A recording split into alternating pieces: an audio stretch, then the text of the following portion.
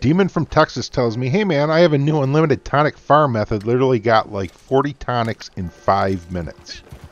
I'm like, if you make a video and give me a link, I'll make a video too and refer people to yours and give you credit. So he does.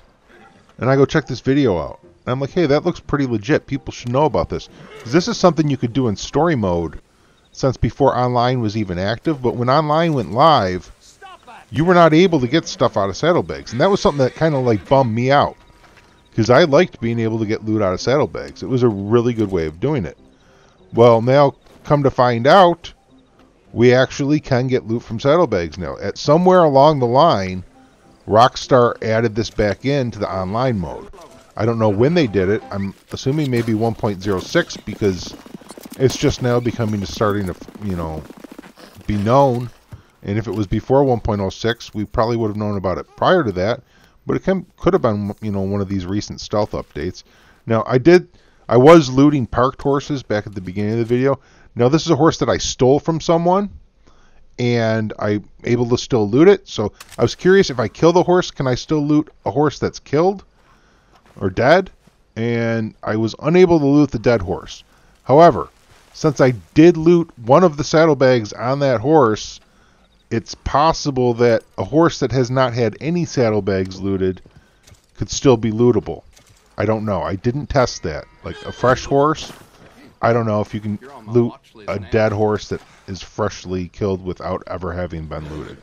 So if you know the answer to that, if you're like, hey man, if you don't loot one of the saddlebags and you just kill the horse, then you can loot it, then tell me down below in the comments, because I didn't test it, and somebody out there probably already knows the answer to that if I'm wrong about it.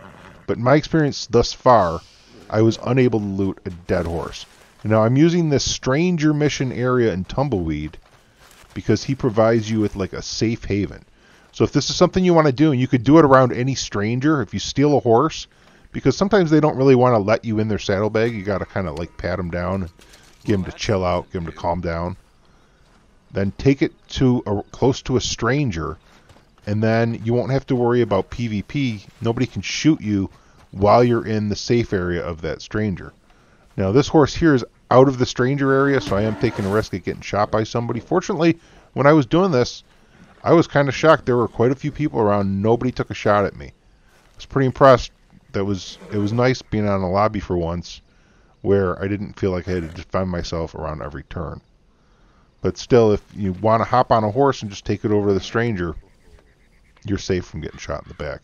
But you should know, as far as my experience has gone, I haven't got wanted or a witness for stealing out of the saddlebag. However, I have for getting on the horse.